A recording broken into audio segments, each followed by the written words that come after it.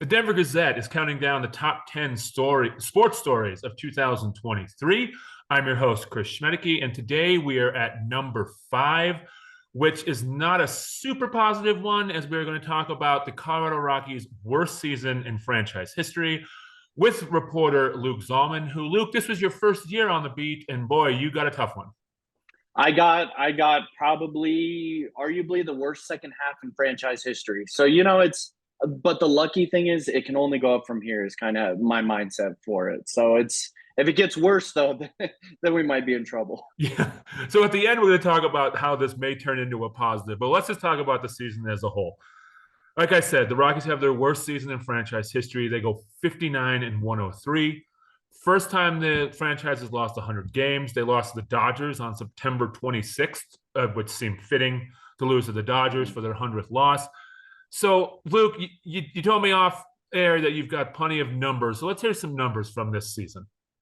Well, and I think 100 losses, the first 100 loss season is just very fitting when you look through everything they did. I mean, I think the number that puts it most in perspective for me is when you look at wins above replacement, which is just really looking at how does your team stack up against the very average of average? How does it just stack up to the baseline?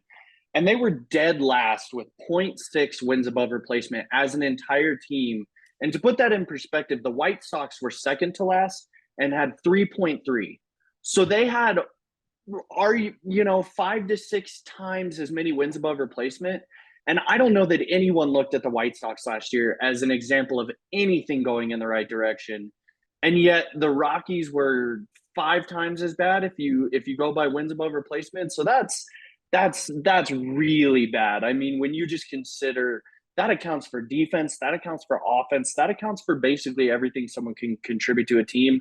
And they were by far the worst in the entire majors. So I think that's probably the worst number because when you look at it, I mean, they barely had any players even account for a positive wins above replacement. I mean, you have guys that even had, pretty decent seasons like a Nolan Jones, a Charlie Black. I mean, even they weren't really able to overcome all the negative of the rest of the roster. And I think that just speaks to how poorly certain players played during certain sections of the season. I mean, everyone seemed to have their week or their 2 weeks, but as a whole and as a consistent product, I mean, that's what was lacking. There was absolutely no consistency, which I think is to be expected somewhat, with how young they are. But it still is pretty startling when you look at the numbers at the end of the year and think this not only was the first 100 loss team, but it wasn't a fluke. They almost across the board had the worst numbers in franchise history.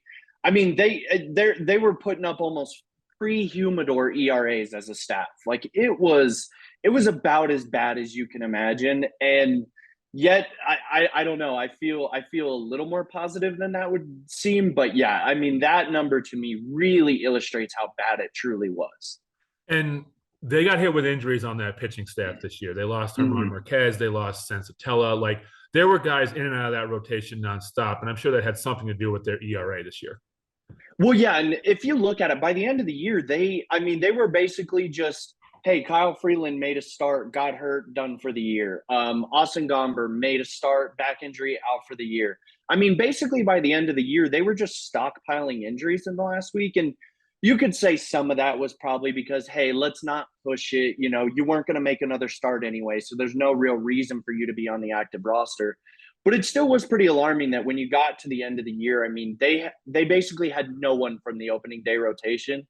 And even the people they brought in to fill those holes also got hurt. And I don't know if that's just a fluke 1 year thing or if maybe that's a signal of things going on deeper. I think we'll find out next year kind of where that lies. Because if this continues, you start to, I think, look at what are we maybe doing wrong medically? What are we doing wrong developmentally? What is going on that's causing all these pitchers to get hurt?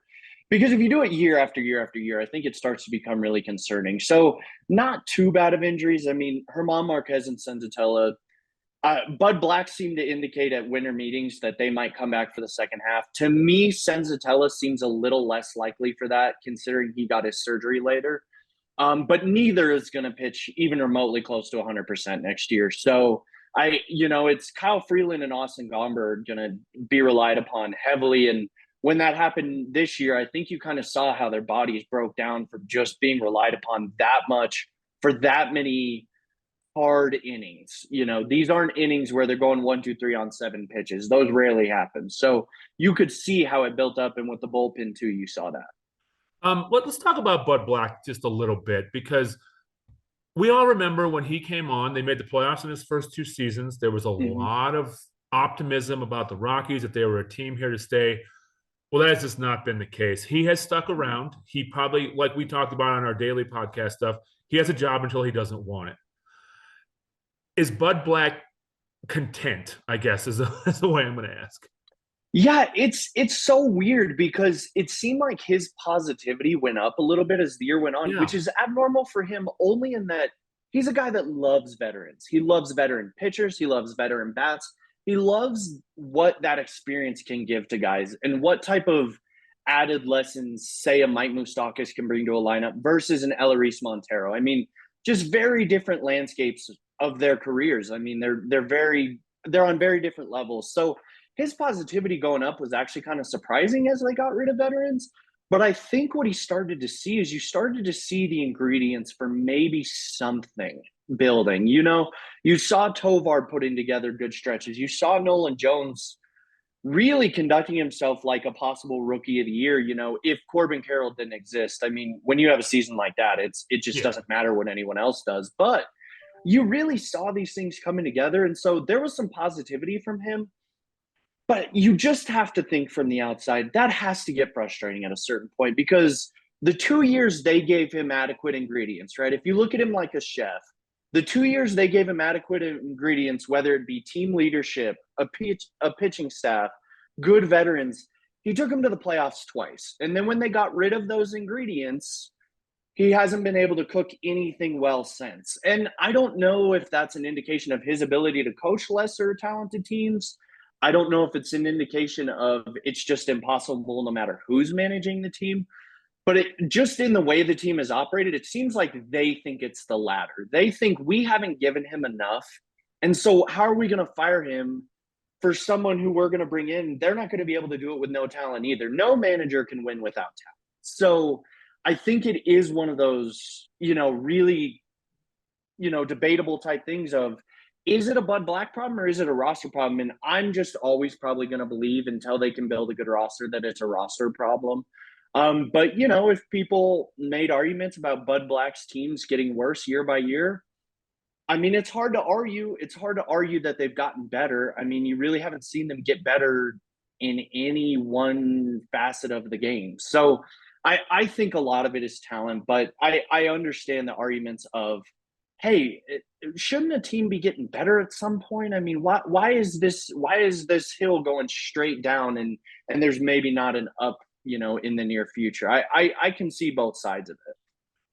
So let's talk about a little positive from this year, and that is some of the younger guys. You've already mentioned a lot of them. I think the Rockies, and we've talked about this too, are finally embracing this full rebuild kind of thing. Mm-hmm.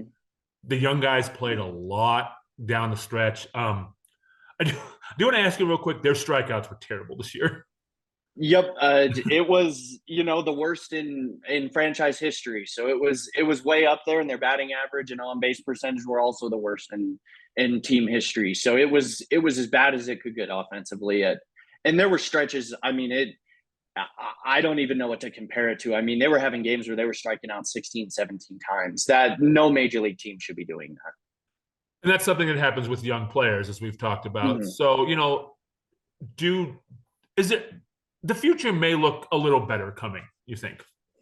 I think so. I mean, when you have someone like Nolan Jones come in the door, I mean, that is a talent that not only obviously is a very good baseball player, whether it be in the field. I mean, he showed off the arm, still working on the actual fielding part of it, but he's so new to it that he's already showing he's going to have a very good ability to be a very good outfielder. Then you have Brenton Doyle, you have Ezekiel. I mean, you have guys that are showing these glimpses, but then you also have next year might be a make or break year for some guys. I mean, Ellery Montero, I just don't know how long the leash is at this point. I mean, they started to move him from the starting lineup to the bench to AAA to back on the bench I mean, they're moving him all over. Michael Tolia. I mean, there are just certain guys that it really feels like if it doesn't come together next year, I just don't see them having a future in the franchise. So while there are some positive, I think you're also going to get some make or break years, and who knows, maybe that produces some really good results because when a competitor's back is against the wall, you would hope they'd come out swinging a little bit. So I think they're going to find out a lot about some of the guys that aren't stealing headlines next year too. So a couple veterans, real quick. Chris Bryant. Chris Bryant, we just talk about all the time. He played 80 games last year. Hit 10 home runs. 10 home runs, 31 driven in. They're paying him all this money. No one, I mean, they're not going to be able to trade him. They're not going to be able to trade him. But No. like, what is him? And Charlie Blackmon's a Rocky for life. I think we've talked about that as well. But there are two guys who are on this team. Just they're the veterans of the team. I guess Kyle Freeland as well. But there are three veterans on this team that.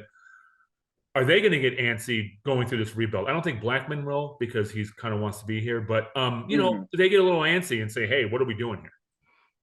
Yeah, it feels like Chris Bryant he was the prime example of what the Rockies have done wrong for so long, which is not just going full head on into the rebuild. And he was kind of the last faction of, hey, let's try to see what we can do. And I see absolutely no way that anyone within the organization looks at that contract and says, hey, you know what? No regrets on that one. It'll shape up eventually. It's an albatross. I mean, it's one of the worst contracts in the league. The odds of him playing over 100 games any season the rest of his career feel lower and lower by the day. I mean, he put up 80 games last year, but in those games he produced at the level of Ellery Montero. Yeah. And so you're just not going to pay a guy as much money as he's making. I mean, he was terrible. He was terrible. And I don't think there's any way around it. And I think he would tell you that he didn't perform the way he wanted to. I mean, I think that was very frustrating. But I think a small positive to take out of it is you started to see his leadership show up a little more as the year went on. I mean, they had that stretch where they lost. It was 6 or 7 games in a row where they had a lead in the 8th inning or later. And he called a players meeting. And he led a players meeting, and that was very abnormal for him, at least in his stint with the Rockies so far. So there are little glimpses like that, but it just I don't know. There's something very weird about that because everyone is kind of on the same page in the rest of the clubhouse, and then you just have Chris in the corner that it's the elephant in the room for a lot of reasons, but especially because he's kind of the one holding them back from truly rebuilding. I mean, there's nothing they can do about it at this point. So they're going to have to pay him for the remainder of his contract. But you just wonder what it could look like if that contract wasn't there. If they were able to say, you know what, let's go all young, it would really alleviate some of the logjam positionally too, because Chris Bryant's gotten to a point now where they're talking about him playing the outfield. I think it's ludicrous to put him in the outfield at this point. I mean, if you want to get any production from him, you're going to have to put him at positions where he just doesn't have to move very much. I mean, whether that be designated hitter, obviously they did move him to first and they anticipate keeping him there for the majority of the time.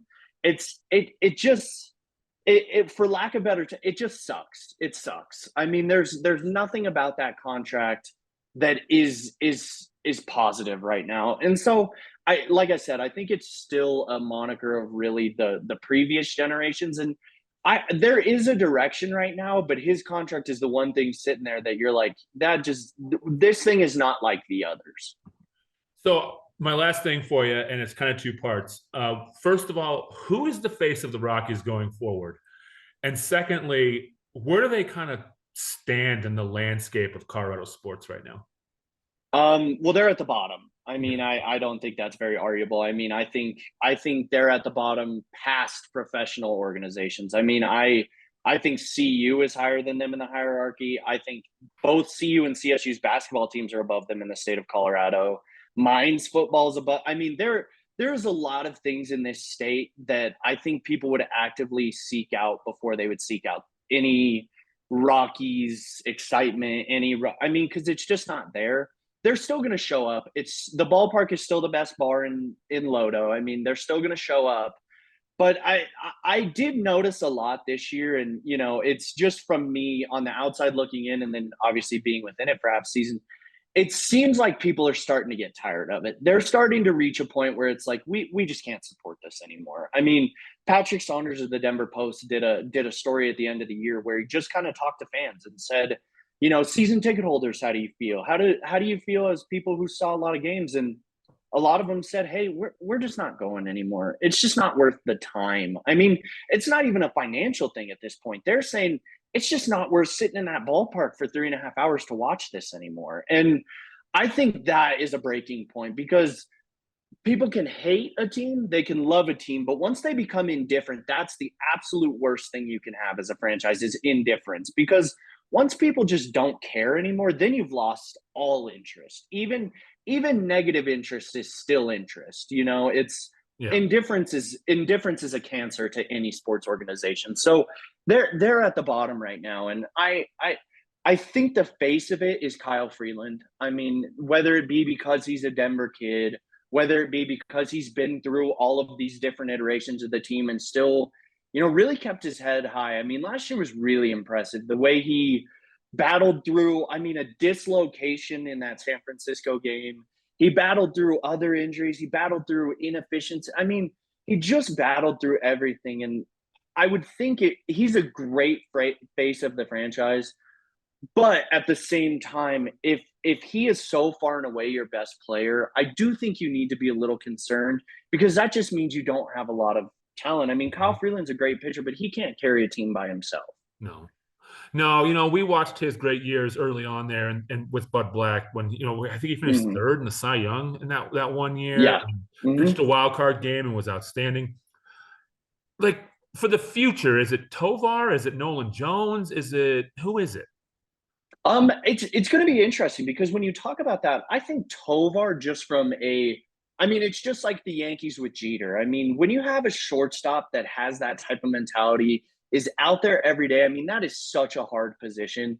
So you kind of rise to the top of the crop when you're really good at that position.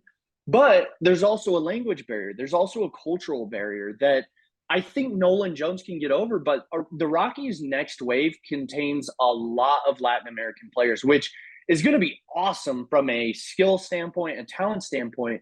But I do think for the fans, it is going to be kind of odd because, I mean, we just weren't even able to write about Ezequiel Tovar that much this year because there's just a very severe language barrier there. And so I think he could be the face just because of his position, his talent, his mentality. But I think in many ways, Nolan Jones is going to end up being that just because I think there is less of that barrier there between Nolan Jones and the majority of Denver baseball fans. I mean, there is a very, very awesome, proud Latino community that supports the Rockies.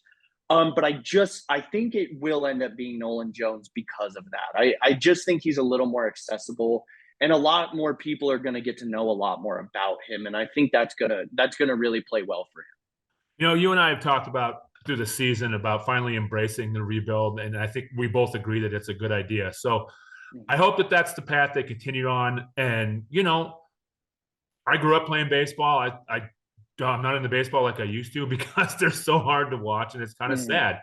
And but yeah, I mean, young players, if maybe it can turn around. But Luke, thanks for coming on and talking about this. Again, not the most exciting, greatest moment, but it's still a very important moment in 2023 in Colorado sports. Make sure to go to denvergazette.com to see all of these as we count down towards the end of the year. And Luke, we will catch up again later. Sounds great.